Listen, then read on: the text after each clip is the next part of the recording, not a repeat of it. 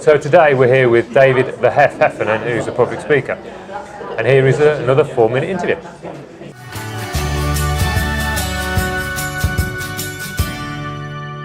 So why did you start your business? Good question. I started because people told me I should be doing it.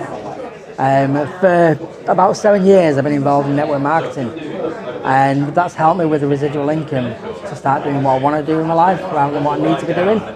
And so quite a few people said you should share your story. I've got quite an interesting backstory, and a lot of people would benefit from hearing what you've got to say. So I went to a couple of speaker boot camps, one with Richard McCann and one with Brad Burton, and I felt that I did have a story to tell, and I just fell into it nicely.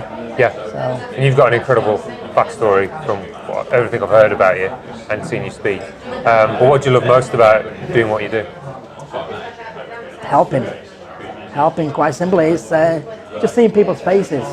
Because I'm quite a positive guy anyway, and quite chatty and sociable. People don't sort of mirror that with adversity and bad times. So when I start talking about my story and my background, people are genuinely shocked when they hear what I've gone through and how I've come out of it and be the person I am today.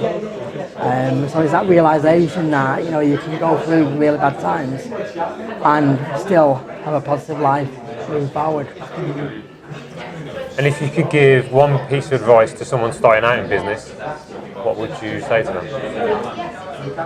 Delegate and get support as quickly as you can. I was very protective of my business, very protective of my story, and it was going nowhere.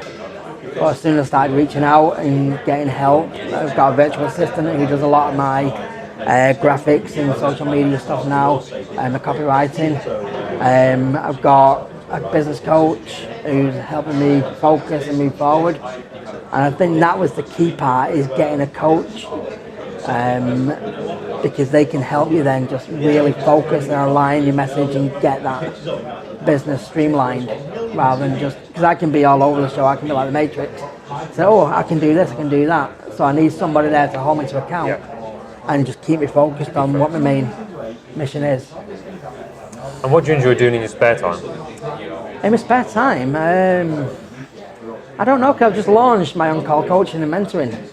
So a lot of my spare time now is helping clients overcoming anxieties and depression and various other mental health issues.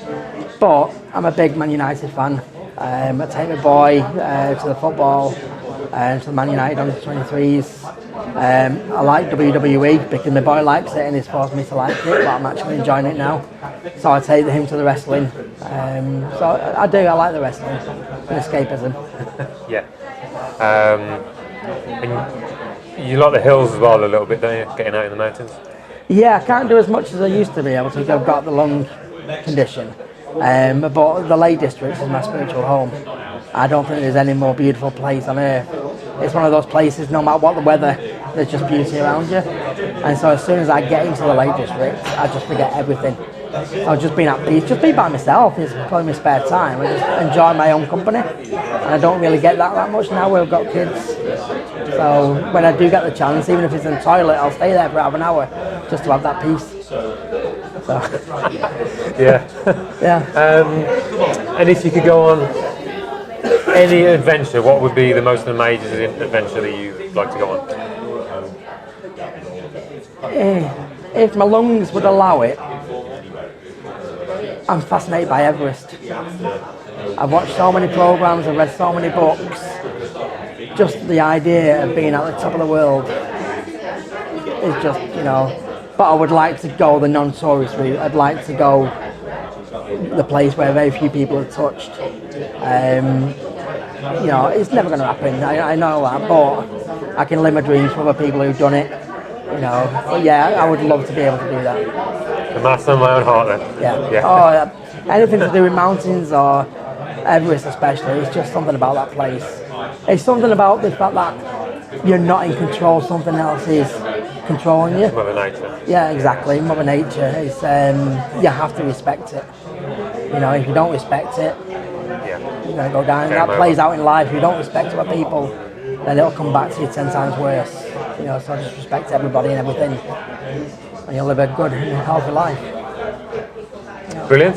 Thank you very much, David. Thank you very much. Thank you. Appreciate that.